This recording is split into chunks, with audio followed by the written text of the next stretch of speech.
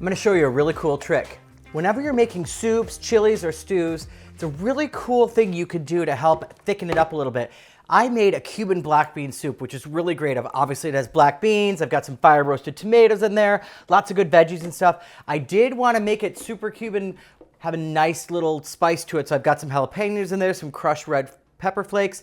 Now what I've done is I've taken a can of black beans with some vegetable broth and I blended them up in the food processor. What I'm gonna do is I'm gonna add this to my black bean soup, and it's gonna add a really nice all-natural thickening agent to it. It's gonna thicken it nice, get it nice and thickened up like that. You can do this with any soup, chili, stew. The other day I made a veggie chili that was really good with some chili verde in it, and I had garbanzo beans in it, black garbanzo beans. So I took the beans, blended those up and added it back to it. And what you'll find is it adds a really nice, it's gonna make it nice and thick, give it a nice richness too.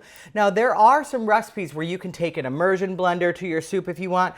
I've specifically and purposely left this kind of chunky. I like that chunky aspect to the soup, but sometimes when you're doing this, then they end up being just a little bit watery. So adding that puree in there adds a really nice element to it, and it's really beautiful.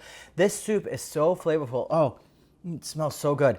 What I've done is basically cook down the basic ingredients. And again, this is a one-pot soup. It's really easy. You throw everything in a pot, you add some vegetable stock to it, you let it boil a little bit, let it simmer a little bit. It's gonna thicken up on its own, and then you do that trick I showed you, add it, you're gonna have a nice, thick, delicious soup. And look at what you get. This is a Cuban black bean soup. It's got some really great flavor profiles. I'm just going to serve that up in a little dish.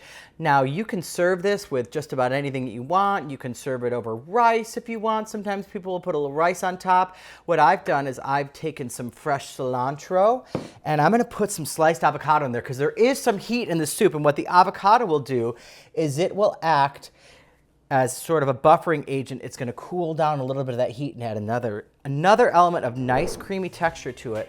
So some sliced avocado, some fresh cilantro on top of that, and look at what you have. This all natural, all good and good for you Cuban black bean soup.